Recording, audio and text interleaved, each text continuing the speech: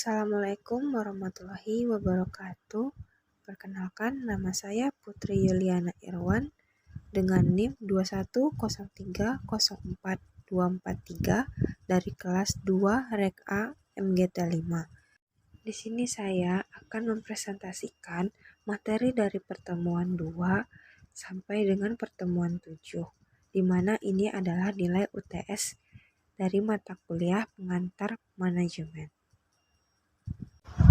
Materi pertama yaitu konsep dasar manajemen bisnis.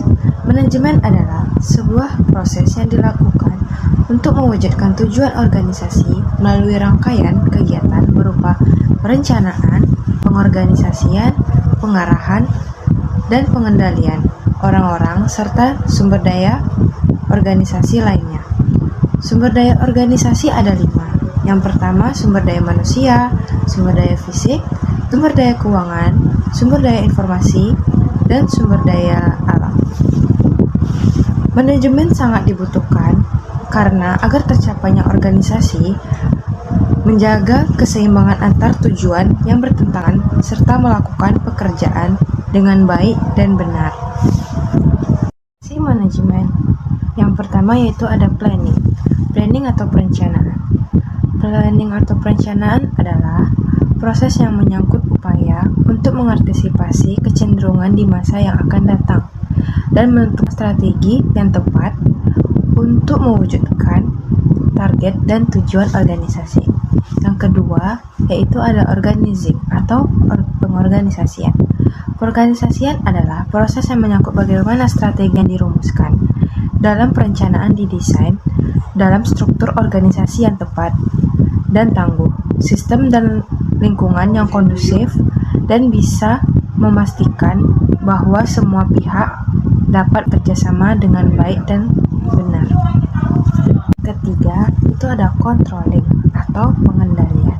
Pengendalian adalah proses yang dilakukan untuk memastikan seluruh rangkaian kegiatan yang telah direncanakan di organisasi itu bisa berjalan dengan sesuai target dan tercapai. Yang keempat yaitu ada directing atau pengimplementasian. Proses pengimplementasian adalah program agar bisa dijalankan oleh seluruh pihak dalam organisasi serta proses memotivasi agar semua pihak dapat menjalankan tanggung jawab yang baik. Operasional dari manajemen itu ada 4. Yang pertama itu ada manajemen sumber daya manusia. Menurut fungsinya, manajemen sumber daya manusia ini digunakan untuk agar memperoleh sumber daya manusia yang terbaik bagi bisnis. Yang kedua yaitu ada manajemen operasional. Ini berfungsi untuk mengidentifikasi apa yang dibutuhkan oleh konsumen. Yang ketiga yaitu ada manajemen keuangan. Berdasarkan fungsinya, manajemen keuangan ini dipastikan bahwa kegiatan bisnis yang dijalankan itu sesuai dengan ekonomis dan diukur dengan profit. Yang keempat itu ada manajemen pemasaran. Berdasarkan fungsinya, menghasilkan dan memastikan produk standar yang ditetapkan dengan teknik produksi dan efisien mungkin. Perspektif manajemen klasik. Kelompok manajemen ilmiah atau scientific. Yang pertama itu ada Frederick W. Taylor dari tahun 1856 sampai 1915. Ada Time and Motion Studies, Pitch Word Pay System, dan 4 sistem dasar manajemen ilmiah. Time and Motion Studies atau studi mengenai penetapan standar kerja yang didasarkan pada penghitungan waktu. Taylor menyatakan bahwa untuk mencapai tujuan perusahaan, misalnya meningkatkan profit perusahaan, maka produktivitas perlu ditingkatkan. 4 prinsip dasar manajemen ilmiah menurut Taylor. Yang pertama yaitu merumuskan pendekatan dalam setiap jenis pekerjaan untuk menggantikan pendekatan yang lama yang sudah dianggap baku. Yang kedua, secara ilmiah dilakukan seleksi atas tenaga kerja dan pemberian pelatihan bagi tenaga kerja agar dapat menjalankan tugas sebagaimananya. Yang ketiga yaitu memberikan pengarahan dan pemantauan atas pekerja. Yang keempat yaitu melanjutkan langkah-langkah pengerjaan sebagaimana yang telah dicapai pada langkah-langkah sebelumnya. Yang kedua itu ada Henry L. Gunn dari tahun 1861 sampai 1919. Pemikirannya 4 gagasan peningkatan manajemen Gunn-Card. Yang pertama itu ada kerjasama yang saling menguntungkan antara tenaga kerja dan pimpinan. Yang kedua itu ada seleksi ilmiah tenaga kerja atau karyawan. Yang ketiga yaitu ada sistem intensif untuk merangsang produktivitas karyawan dan organisasi. Yang keempat ada penggunaan instruksi-instruksi kerja yang terperinci. Yang ketiga yaitu ada Harrington Emerson dari tahun 1853 sampai 1931. Ada 12 prinsip efisiensi. Yang pertama yaitu ada tujuan-tujuan dirumuskan dengan jelas. Yang kedua, kegiatan yang dilakukan harus masuk akal dan realistis. Yang ketiga, adanya staf yang memiliki kualitas yang tepat. Yang keempat, itu adanya kedisiplinan. Yang kelima, ada diberlakukannya pemberian kompensasi yang adil. Yang keenam, perlu adanya laporan dari setiap kegiatan secara tepat, akurat, dan terpercaya. Yang ketujuh, adanya kejelasan dalam pemberian perintah, perencanaan, dan pembagian kerja. Yang ke-8, adanya penetapan standar dari setiap pekerjaan, baik dari segi kualitas kerja maupun waktu pengerjaan. Ke-9 itu ada kondisi pekerjaan perlu distandarisasi. Yang ke-10, kegiatan operasional harus juga distandarisasi.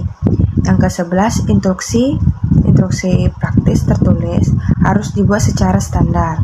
Yang terakhir, yang ke-12 yaitu ada sebagai kompensasi atas efisiensi perlu dibuatnya rencana pemberian intensif. Selanjutnya itu ada perspektif manajemen administrasi. Ada Henry Fayol dari tahun 1841 sampai 1925. 14 prinsip Fayol dalam manajemen. Yang pertama yaitu pembagian kerja, yang kedua wewenang, yang ketiga disiplin, yang keempat kesatuan perintah, yang kelima yaitu kesatuan pengarahan, yang keenam meletakkan kepentingan perseorangan di bawah kepentingan umum, yang ketujuh balas jasa, yang kedelapan itu ada sentralisasi, nomor 9 itu ada garis wewenang, nomor 10 ada order, nomor 11 ada keadilan, 12 stabilitas staf dalam organisasi, yang ke-13 yaitu ada inisiatif, dan yang terakhir itu ada esprit de corps atau semangat korps. Kita masuk materi kedua. Materi kedua yaitu sejarah ilmu manajemen. Peninggalan fisik sebagai ciri adanya implementasi ilmu manajemen seperti piramida di Mesir, bangunan Ka'bah di Makkah, tembok Cina, dan lainnya sebagainya. Peninggalan fisik tersebut menggambarkan adanya aktivitas yang teratur dan bertahap di masa lalu yang saat ini dinamakan manajemen. Perspektif manajemen klasik. Yang pertama itu kelompok manajemen ilmiah atau saintifik. Yang kedua perusahaan manufaktur, bank umum, perusahaan asuransi, perusahaan retail, dan lain-lain. Yang ketiga yaitu ada kelompok manajemen administrasi. Kumpulan mengenai perspektif manajemen klasik. Kontribusi manajemen klasik itu ada 5. Yang pertama yaitu ada spesialisasi pekerjaan, yang kedua studi mengenai masa dan beban kerja, yang ketiga ada metode ilmiah dalam manajemen, yang keempat ada dikenalnya fungsi-fungsi manajemen, dan kelima adanya prosedur dan birokrasi. Keterbatasan manajemen klasik kurangnya memperhatikan aspek kemanusiaan dari pekerjaan, seperti ada motif, tujuan, perilaku, dan lain sebagainya. Materi selanjutnya itu ada manajer dalam kegiatan manajemen.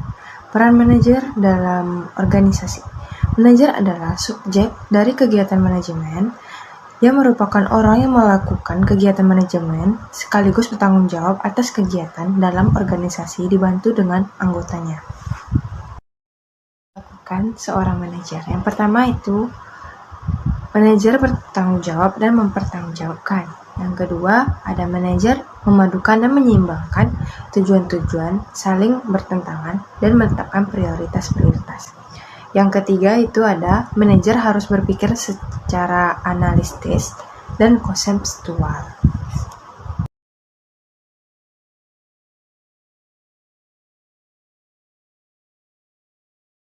Selanjutnya itu ada manajer fungsional dan umum.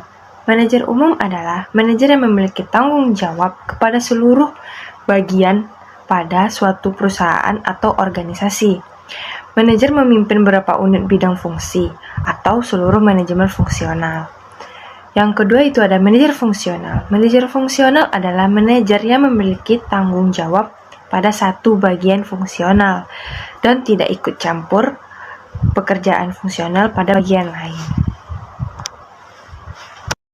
Keahlian dalam manajemen itu ada 5. Yang pertama yaitu keahlian teknis. Keahlian teknis diperlukan untuk melakukan pekerjaan spesifik seperti arsitek dan IT. Yang kedua yaitu ada keahlian berkomunikasi. Keahlian berkomunikasi ini biasanya untuk interaksi dengan masyarakat dan organisasi. Yang ketiga itu ada keahlian konseptual. Itu ada keahlian sistematis termasuk kemampuan menganalisis. Yang keempat itu ada keahlian pengambilan keputusan. Pengambilan keputusan ini mengidentifikasi masalah sekaligus menawarkan berbagai alternatif solusi atas permasalahan yang ada di dalam manajemen atau organisasi tersebut. Yang kelima itu ada keahlian mengelola waktu. Keahlian mengelola waktu ini digunakan untuk agar manajemen di dalam organisasi itu bisa berjalan dengan baik dan secara efektif dan efisien. Kegagalan yang sering terjadi di dalam manajemen atau organisasi bisnis. Yang pertama itu komunikasi yang buruk. Yang kedua ada gagal dalam mendengar atau memahami. Yang ketiga itu ada keahlian interpersonal yang buruk. Yang keempat itu ada memperlakukan karyawan sebagai instrumen. Yang terakhir yaitu ada gagal menjelaskan arah dan ekspektasi kinerja. Materi selanjutnya itu ada lingkungan dalam bisnis. Lingkungan bisnis adalah faktor yang mempengaruhi aktivitas bisnis dalam suatu organisasi atau perusahaan. Faktor tersebut terbagi menjadi 2. Yang pertama yaitu ada faktor internal, yang kedua itu ada faktor eksternal. Pertama kita membahas faktor internal. Faktor internal adalah segala sesuatu yang ada dalam organisasi atau perusahaan tersebut dan dapat mempengaruhinya. Faktor ini biasanya digunakan untuk menentukan kekuatan dan mengetahui kelemahan perusahaan. Contohnya itu ada tenaga kerja, uang, kredit, modal, hubungan internasional, peralatan atau perlengkapan, metode, dan ilmu pengetahuan. Kedua, itu ada faktor eksternal. Faktor eksternal adalah segala sesuatu di luar batas organisasi atau perusahaan yang mungkin tidak langsung ke kegiatan perusahaan tersebut. Contohnya itu ada hukum, kependudukan, perekonomian, pendidikan dan kebudayaan. Yang terakhir yaitu ada sosial dan budaya. Ada lagi itu peran lingkungan dalam organisasi bisnis, terbagi menjadi 3. Itu ada peran berorientasi terhadap kebijakan, yang kedua ada peran berorientasi pada perencanaan strategi bisnis terpadu, dan terakhir itu ada peran berorientasi fungsi. Yang materi selanjutnya itu ada tanggung jawab sosial dan etika manajemen. Yang pertama jenis-jenis tanggung jawab. Tanggung jawab pertama itu ada tanggung jawab ekonomi. Antara lain pemegang saham mengelola agar dapat laba dan kreditor mendapatkan pinjaman. Yang kedua itu ada tanggung jawab hukum, yaitu mematuhi peraturan perundang-undangan nomor 40 tahun 2007 tentang perseroan terbatas dan peraturan pemerintah nomor 47 tahun 2012 tentang tanggung jawab sosial dan lingkungan perseroan. Manfaat tanggung jawab sosial perusahaan. Yang pertama itu bagi perusahaan. Bagi perusahaan, manfaatnya cinta positif perusahaan dan pemerintah. Bagi masyarakat, menjadikan hubungan masyarakat dengan perusahaan akan lebih erat dalam situasi.